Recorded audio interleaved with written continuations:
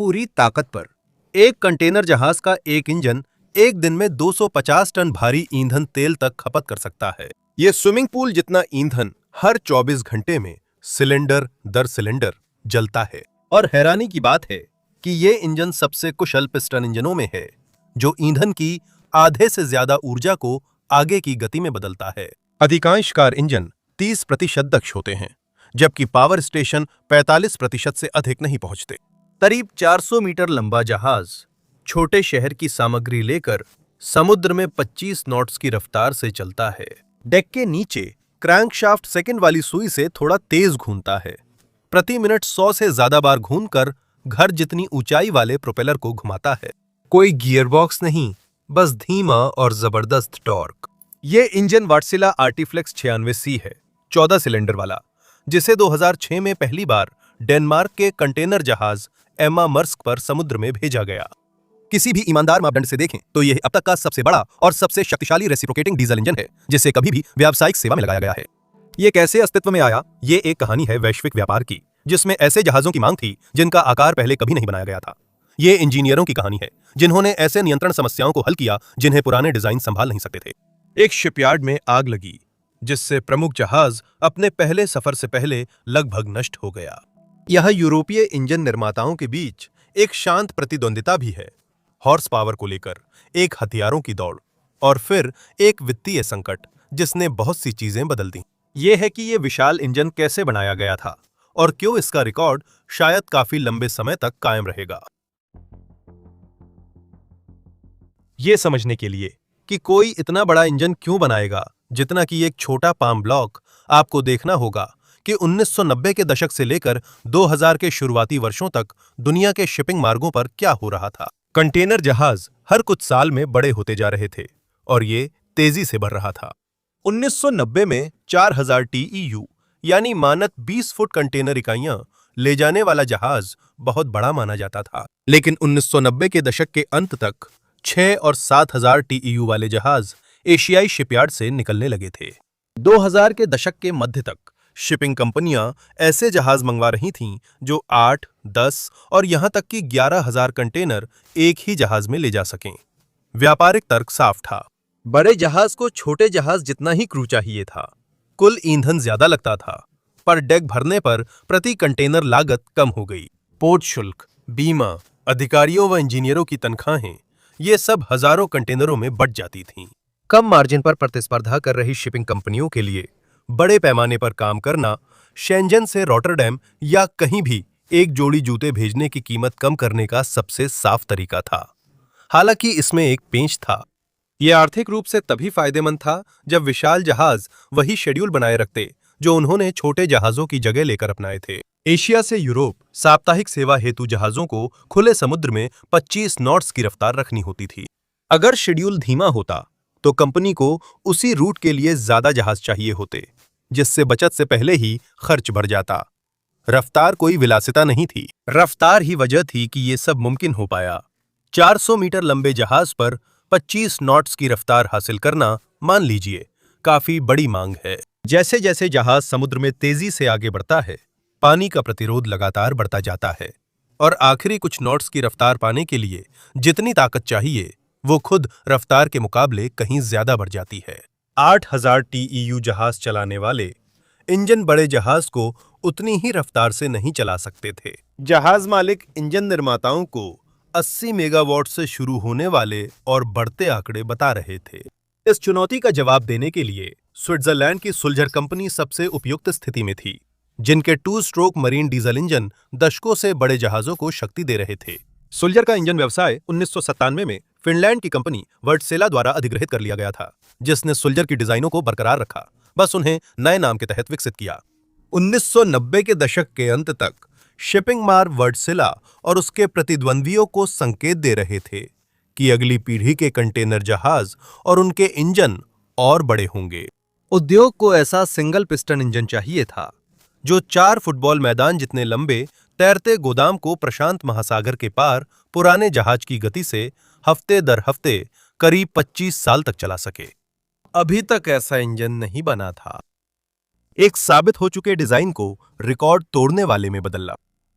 एमा मैर्स्क में जो इंजन लगा वो अचानक से नहीं आया था। इसकी वंशावली 1994 तक जाती है, जब सुल्जर ने RTA 96C पेश किया था, जो एक slow speed marine diesel engine था जिसमें 96 सेंटीमीटर का बोर था, जिसे अगली पीढ़ी के बड़े कंटेनर जहाजों के लिए डिजाइन किया गया था, जिनकी मांग कंपनी को ऑर्डर बुक में दिखाई दे रही थी।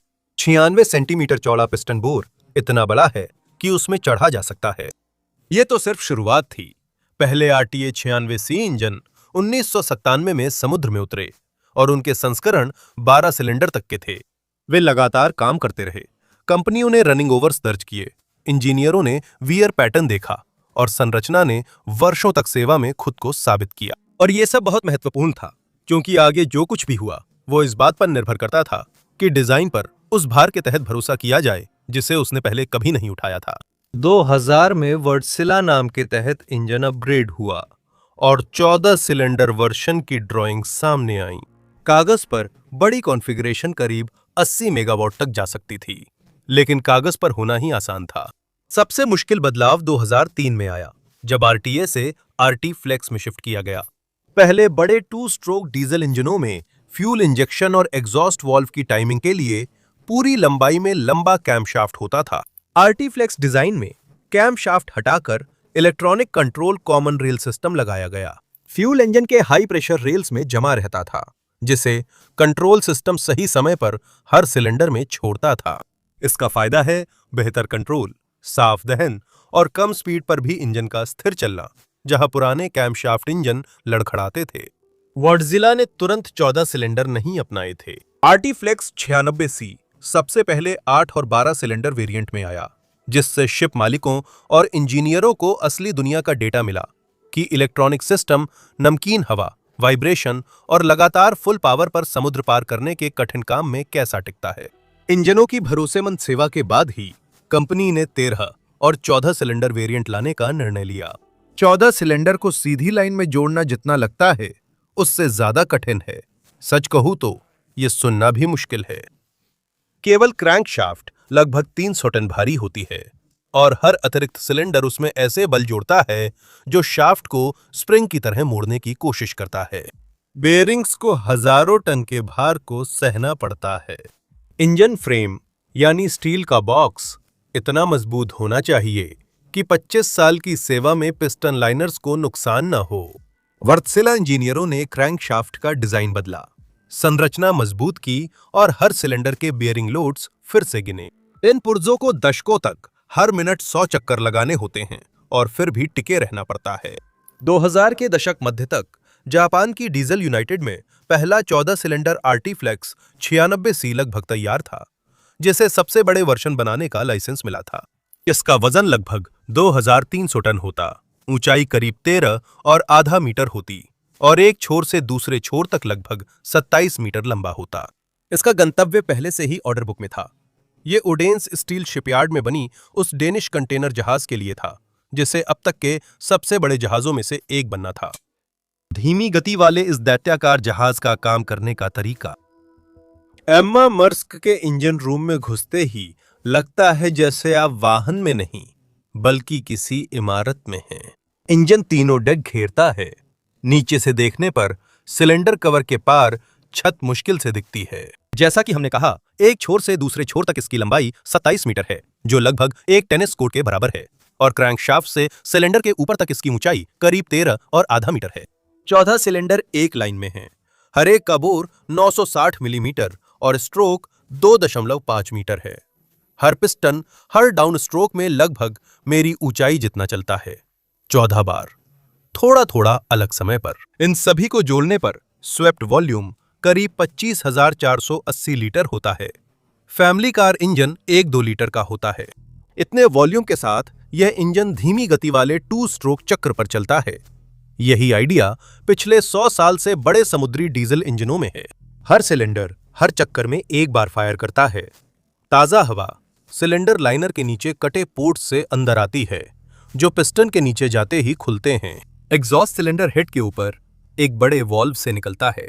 फ्यूल स्ट्रोक के पास इंजेक्ट होता है, कंप्रेशन में जलता है और पिस्टन को नीचे धकेलता है। एग्जॉस्ट से चलने वाले टर्बोचार्जर दबाव के साथ सिलेंडरों में हवा भरते हैं, जिससे हर चक्र में हर चेंबर के अंदर इतनी ज्यादा मात्रा में ईंधन साफ तरीके से जल पाता है। ये सब जिस गति से होता है वो काफी हैरान करने वाला है। पूरी ताकत पर क्रैंकशाफ्ट लगभग 102 चक्कर प्रति मिनट घूमता है। ये वाकई में काफी धीमा है। जैसा कि बताया, ये सेकेंड हैंड से तेज है और इंजन प्रोपेलर के बीच गियर बॉक्स नहीं है। क्रैंकशाफ्ट सीधे प्रोपेलर शाफ्ट और लगभग 10 मीटर चौड़े 6 ब्लेड वाले प्रोपेलर से जुड़ी है। इंजन पिस्टन के हर नीचे आने पर प्रोपेलर पर मजबूत और स्थिर ताकत डालकर शक्ति पैदा करता है, न कि सिर्फ तेज घूमने से।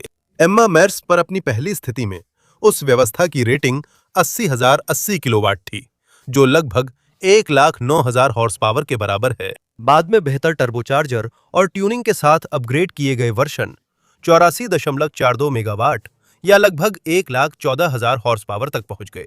कॉमन रेल फ्यूल सिस्टम ने आरटी फ्लेक्स पीढ़ी को परिभाषित कर इन आंकड़ों को स्वीकार्य ईंधन दक्षता के साथ संभव बनाया। इंजन की लंबाई में चलने वाले लंबे कैमशाफ्ट के बजाय जो घूमते समय इंजेक्टरों को मैकेनिकल रूप से खोलता था, ईंधन उच्च दबाव वाली रेलों में रहता है जो सिलेंडरों के साथ साथ चलती हैं। इलेक्ट्रॉनिक कंट्रोल यूनिट्स कंप्यूटर से समयबद्ध वाल्वों द्वारा हर सिलेंडर में ईंधन छोड़ती हैं, जिससे इंजेक्शन का समय, अवधि और दबाव तय होता है। यही सिद्धांत एग्जॉस्ट वाल्वों पर भी लागू है। इसका सबसे ज्यादा फायदा कम लोड पर दिखता है, जहां पुराने कैमशाफ्ट इंजन धुआं छोड़ते और असमान चलते थे। आरटी फ्लेक्स इंजन ज्यादा स्पीड रेंज में भी स्मूथ और साफ चलता है। दो अन्य सिस्टम भी महत्वपूर्ण हैं। 14 सिलेंडर वर्जन में 3 टर्बोचार्जर छोटे कार जितने आकार के होते हैं, हर 1,000 चक्कर प्रति मिनट घूमते हैं और इनके बेरिंग्स को इंजन के ऑयल से ठंडा किया जाता है। टर्बोचार्जर के अलावा waste heat recovery system exhaust steam से ऊर्जा कैप्चर करता है जब वह टर्बो चला चुकी होती है। कुछ एमएमएस क्लास इंस्टॉलेशनों में रिकवर की गई गर्मी से स्टीम टरबाइन और जनरेटर चलाए जाते हैं, जिससे मुख्य इंजन आउटपुट का 9-12% अतिरिक्त इलेक्ट्रिकल पावर मिलती है। इन सब का जो प्रदर्शन आंकड़े निकलते हैं, वही इस इंजन को वाकई में काफी मशहूर बनाते हैं। फुल लोड पर स्पेसिफिक फ्यूल कंजम्पशन लगभग 171 ग्राम प्रति किलोवाट घंटा है, जो सैद्धांतिक सीमा के करीब है। हैवी फ्यूल जलाने वाला पिस्टन इंजन इससे ज्यादा नहीं दे सकता।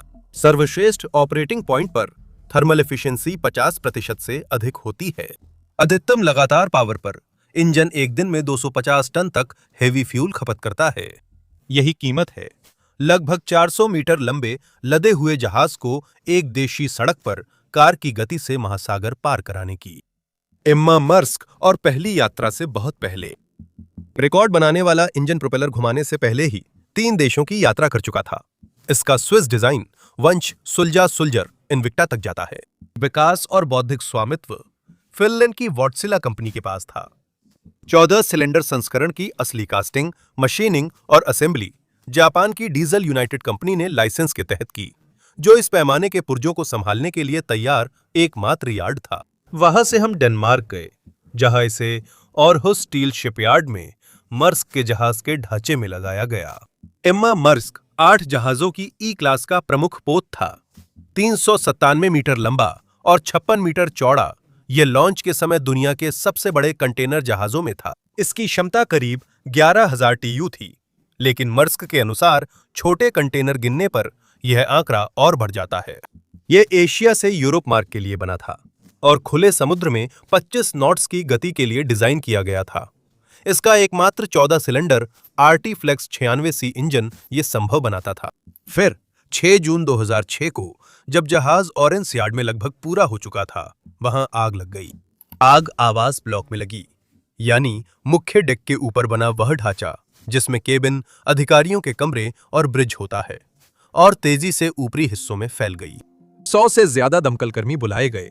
सुपर स्ट्रक्चर से उठता धुआं पूरे फ्यून द्वीप पर दिखा और टीमों ने रात भर आग को निचले डेक तक पहुंचने से रोकने की कोशिश की, जहां इंजन और कार्गो होल्ड थे। उन घंटों में खतरे में सिर्फ जहाज ही नहीं था, वो सारे सालों की डिजाइनिंग का काम जो वार्डसिला में हुआ था, डीजल यूनाइटेड द्वारा लाइसेंस के तहत बनाया गया इंजन जो पहले ही लगाया जा चुका था, और वो प्रमुख जहाज जिस पर मेर्स्क ने अपने बेड़े के नवीनीकरण का एक बड़ा हिस्सा दांव पर लगाया था, सब कुछ खतरे में था। यार्ड में एक बुरी रात वो सब कुछ मिटा सकती थी, इससे पहले कि जहाज खुले समुद्र में जाता। आग बुझाई गई, आवासीय ब्लॉक यार्ड में फिर से बना, ब्रिज उपकरण बदला और समय सारणी सिर्फ कुछ हफ्तों के लिए पीछे हुई। एम्मा मर्स्क 1 सितंबर 2006 को सेवा में आई और पहली यात्रा में ऑरहुस से एशिया गई। 14 सिलेंडर आरटी फ्लेक्स 96C, जो पहले सिर्फ व्यापारिक प्रकाशनों और इंजन रूम ड्राइंग्स में था, अब समुद्र में एक कंटेनर जहाज का प्रोपेलर चला रहा है। इंजन रूम में इंजीनियर कैटवॉक पर चलते थे, जो सिलेंडरों की लंबाई तक फैले थे। कवर डाइनिंग टेबल से बड़े और सिलेंडर लाइनर इतने विशाल थे कि ओवरहॉल के वक्त कोई उनके अंदर जा सकता था। इंजन रूम पूरी तरह से स्वचालित था और एक सामान्य ड्यूटी शिफ्ट एक छोटी टीम द्वारा संभाली जाती थी, जो मोटे शीशे से शोर से अलग एक कंट्रोल रूम में स्क्रीन मॉनिटर करती थी। फरवरी 2013 में एक निष्कर्ष आया। एम्मा मर्स्क सुएज नहर से गुजरते समय क्षतिग्रस्त स्टर्न थ्रस्टर कंपार्टमेंट से पानी इंजन रूम में भर गया। इंजन डिजाइन से ठीक था, लेकिन पानी भरने से प्रोपल्शन बंद हुआ और जहाज को महीनों मरम्मत के लिए नहर से बाहर ले जाना पड़ा। यह याद दिलाता है कि पूरे मेगा शिप को सिर्फ एक प्रोपेलर पर निर्भर रखना क्या मतलब है। एक डिब्बे में हुई घटना के कारण सबसे शक्तिशाली डीजल इंजन चुपचाप बैठा रहा, पानी निकालने और महीनों मरम्मत का इंतजार करता रहा। करीब 1 साल तक वॉटसिला का एकाधिकार रहा। 2007 में अपडेटेड टर्बोचार्जर और ट्यूनिंग के साथ 14 सिलेंडर आरटी फ्लेक्स 96C की अधिकतम आउटपुट 84.42 मेगावाट लगभग 114 हॉर्स पावर हो गई, जो एक पिस्टन इंजन से एक शाफ्ट चलाता है। फिर चुनौती देने वाला आया। मैन डीजल, जर्मन कंपनी जिसकी 2 स्ट्रोक मरीन इंजन दशकों से सुल्जर की मुख्य प्रतिद्वंदी रही है, ने 14 के 99 MEC7 की घोषणा की। क्या नाम रखा है दोस्तों? बोर 98 सेंटीमीटर था, जो वत्सिला से 2 सेंटीमीटर चौड़ा था और इसकी नियोजित रेटिंग 87,220 किलोवाट थी। मैन ने कागज पर दुनिया का सबसे ताकतवर प्रोपेलर इंजन बनाया था, लेकिन यह मुकाबला सिर्फ इंजीनियरिंग तक सीमित नहीं था। वर्सिला फिनिश नेतृत्व वाली यूरोपीय परंपरा और स्विस डिजाइन विरासत का प्रतिनिधि था, जिसे एशिया में लाइसेंस पर बनाया गया। वह जर्मन भारी उद्योग का प्रमुख था, जिसका कोरिया और जापान में लाइसेंस नेटवर्क था। शिपिंग कंपनियां इस प्रतियोगिता पर नजर रख रही थीं, क्योंकि उनके नए जहाजों का आकार इंजन यार्ड्स की डिलीवरी पर निर्भर था। राष्ट्रीय उद्योगों को इस पर गर्व था कि कौन शीर्ष निर्माता है। व्यापार पत्रिकाओं में तुलना होती थी और सम्मेलन पत्रों में पक्ष में तर्क दिए जाते थे। ब्रोशर के कवर पर लिखा हॉर्स पावर का आंकड़ा वाकई महत्वपूर्ण था। और फिर खैर, वो बाजार जो इन सबका खर्च उठाने वाला था, वो किसी तरह टूट गया। 2008 की वित्तीय मंदी का कंटेनर शिपिंग पर अन्य क्षेत्रों से ज्यादा असर पड़ा। व्यापार की मात्रा में तेज गिरावट आई, माल ढुलाई दरें गिर गईं और वे ऑर्डर बुक्स जिन्होंने अगली पीढ़ी के मेगा जहाजों को जायज ठहराया था, वे अचानक उम्मीद जगाने वाली नहीं बल्कि जोखिम भरी लगने लगीं। भारी ईंधन तेल की कीमतें 2000 के दशक के अंत में बढ़ीं और ऊंची बनी रहीं। 25 नॉट्स की रफ्तार वाला जहाज रोज 200 टन ईंधन जलाकर ऑपरेटर का बजट खत्म कर रहा था। पूरे उद्योग में इसका जवाब था स्लो स्टीमिंग। जो जहाज लगभग 25 नॉट्स की रफ्तार से चलने के लिए बनाए गए थे, उन्हें घटाकर लगभग 20 या 21 नॉट्स पर ला दिया गया और कुछ मार्गों पर इससे भी कम। पानी का प्रतिरोध रफ्तार बढ़ने पर तेज होता है, इसलिए कुछ नॉट्स घटाने से ईंधन खपत में 1/3 या अधिक कमी आई, जबकि सेवा बस 1-2 दिन बाद ही पहुंची। शिपिंग कंपनियों ने साप्ताहिक शेड्यूल बनाए रखने के लिए अतिरिक्त जहाज जोड़े और ईंधन की बचत के कारण धीमी गति को चुना। इससे इंजन निर्माताओं पर तुरंत असर पड़ा। एक ही हैच के नीचे 1 लाख हॉर्स पावर की मांग घटने लगी। ट्रिपोली क्लास मैर्स्क के अगली पीढ़ी के मेगा जहाज 2011 में ऑर्डर किए गए थे, जिन्हें कम सेवा गति, 2 शाफ्ट पर छोटे इंजनों और दक्षता को ध्यान में रखकर डिजाइन किया गया था। कुछ साल पहले जो ब्रोशर नंबर मायने रखता था, उसने ऑर्डर लाना बंद कर दिया। मैन का 14 के 99 MEC7 कभी जहाज तक नहीं पहुंचा। डिजाइन और लाइसेंसिंग पूरी थी, इसे इसकी विशिष्टताओं पर खिताब भी मिलना चाहिए था, लेकिन किसी जहाज मालिक ने ऑर्डर नहीं दिया, जिससे बड़ा इंजन सेवा में नहीं आ सका। Operational record 14 cylinder RT flex 96C Emma Maersk और उसकी सभी बहन जहाजों में लगा रहा। वॉर्टेजिला इंजन को ताज मिला क्योंकि मुकाबला बीच में छोड़ा गया। भारी ईंधन जलाने की लागत। अब देखिए, आरटी फ्लेक्स 96C ने जितनी भी दक्षता हासिल की, 250 टन ईंधन की ऊर्जा का 50% हिस्सा हर दिन चिमनी से बहुत सारा कार्बन और सल्फर के रूप में निकलता है। किसी चीज को बड़े पैमाने पर जलाने के गंभीर परिणाम होते हैं, और यह ईंधन स्थिति को और खराब करता है। भारी ईंधन तेल, जिसे बंकर फ्यूल भी कहा जाता है, रिफाइनिंग प्रक्रिया के लगभग अंतिम चरण में निकलता है। यह गाढ़ा तार जैसा अवशेष है जो पेट्रोल, डीजल या जेट फ्यूल निकालने पर बचता है।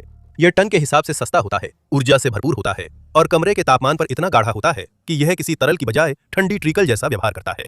सिलेंडरों तक पहुंचने से पहले इसे टैंकों और पाइपलाइन में लगभग 130 डिग्री सेल्सियस तक गर्म करना पड़ता है। जहाज पर लगे सेंट्रीफ्यूज में पानी और तलछट से अलग करना पड़ता है और इंजेक्टरों की सुरक्षा के लिए इतने महीन फिल्टरों से गुजारना पड़ता है। ऐतिहासिक रूप से इसमें द्रव्यमान के अनुसार 3 से 3.5% तक सल्फर होता था, जो सड़क ईंधन में असंभव है। शिपिंग वैश्विक कार्बन डाइऑक्साइड का लगभग 3% है। 2000 के दशक में स्पष्ट हुआ कि उद्योग का सल्फर ऑक्साइड और कण उत्सर्जन तटीय मार्गों व बंदरगाह शहरों में श्वसन रोगों और दूर इलाकों में अम्लीय जमा का कारण था। आर्टिफ्लेक्स का इलेक्ट्रॉनिक इंजेक्शन किनारों पर मददगार था, साफ दहन, कम लोड पर कम धुआं और थोड़ी कम विशिष्ट खपत।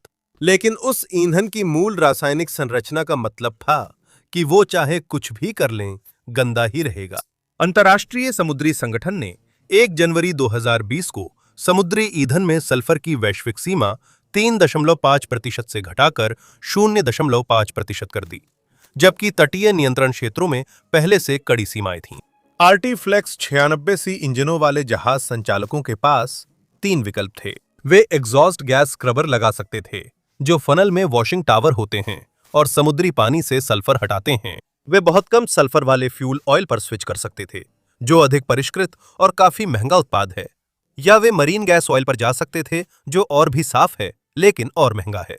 ई क्लास जहाजों में बाद में स्क्रबर लगाकर वे सस्ते हेवी फ्यूल पर चल सकें और नियमों का पालन किया। वार्डजिला ने इसका समाधान इंजनों में ही तैयार किया। आर्टिफ्लेक्स इंजनों की इलेक्ट्रॉनिकली कंट्रोल्ड सिलेंडर लुब्रिकेशन से जरूरत के समय ही तेल डाला जाता है, जिससे यात्रा के दौरान सिलेंडर ऑयल की खपत काफी घट गई। बाद में आए फ्यूल फ्लेक्स ICU अपग्रेड ने फ्यूल इंजेक्शन कंट्रोल यूनिट्स को फिर से डिजाइन किया, जिससे उनकी सर्विस लाइफ बढ़ गई और कई सालों के इस्तेमाल से जो छोटे छोटे रिसाव हो गए थे, वे भी कम हो गए। इन सब ने इंजन रूम चलाने वालों के लिए मानक ऊंचा कर दिया। एम्मा मर्स्क क्लास जहाज पर वरिष्ठ इंजीनियर को इलेक्ट्रॉनिक कंट्रोल डायल पढ़ने होते थे। एग्नोस्टिक्स उच्च दबाव, हाइड्रोलिक्स फ्यूल हीटिंग और सेंट्रीफ्यूजिंग की निगरानी करते हैं, डेटा की व्याख्या करते हैं और समुद्र में 2 स्ट्रोक के भारी मैकेनिकल हिस्सों को समझते हैं। डीजल युग का अंतिम दिग्गज। 2015 में वोर्डजिला ने 2 स्ट्रोक इंजन व्यवसाय बेचा। नई कंपनी विंटरफर गैस एंड डीजल का मुख्यालय स्विट्जरलैंड के उसी शहर में था जहां सुल्जर ने 1 सदी से अधिक समुद्री इंजन बनाए। अधिकांश हिस्सेदारी CSSC यानी China state ship building corporation को गई।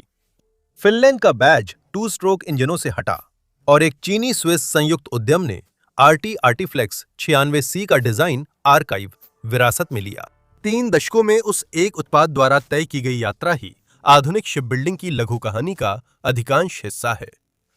बोल वंश स्विस था, विकास फिनलैंड में और 14 सिलेंडर की कास्टिंग जापान की थी। ये जहाज डेनमार्क और कोरिया के यार्ड से आए। अब इन डिजाइनों की मालिक कंपनी शंघाई को रिपोर्ट करती है। दुनिया का माल ढोने वाला इंजन जो विश्व भर के माल से असेंबल है। 2020 के दशक तक 14 सिलेंडर आर्टिफ्लेक्स 96C व्यावसायिक सेवा में सबसे शक्तिशाली रेसिप्रोकेटिंग डीजल इंजन का रिकॉर्ड रखता है। कई अब भी समुद्र में हैं। एम्मा MMS और उसकी बहन जहाज। ओवरहॉल के कारण इनके इंजन तीसरे दशक तक चलते हैं। यह रिकॉर्ड शायद लंबे समय तक रहेगा, क्योंकि अब इंजन निर्माता अलग सवाल पूछ रहे हैं। अब ऑर्डर ऐसे ड्यूल फ्यूल डिजाइनों के लिए दिए जा रहे हैं जो डीजल के साथ साथ LNG या मेथनॉल भी जलाते हैं, अमोनिया ट्रास्ट्स के लिए, बैटरी सपोर्ट के साथ हाइब्रिड अरेंजमेंट्स के लिए और ऐसे जहाजों के लिए जिनका डिजाइन कम स्पीड पर चलने के लिए किया गया है। अब ब्रोशर में हॉर्स पावर अहम आंकड़ा नहीं है। आर्टिफ्लेक्स 96C ठीक उस आखिरी दौर में आया जब उसका आना अभी भी संभव था। कंटेनर शिपिंग को पहले से बड़े और तेज जहाज चाहिए थे और वोर्डजिला के इंजीनियरों ने ऐसा इंजन बनाया जिसने अपने भारी फ्यूल ऑयल का आधे से ज्यादा हिस्सा 102 RPM पर आगे की गति में बदल दिया। ये बड़े ऑयल जलाने वाले डीजल युग की चरम सीमा थी। ये रिकॉर्ड शायद इसलिए नहीं टिकेगा क्योंकि अब उद्योग का लक्ष्य वही माल कम प्रदूषण के साथ हवा और पानी में छोड़े बिना ले जाना है। देखने के लिए धन्यवाद।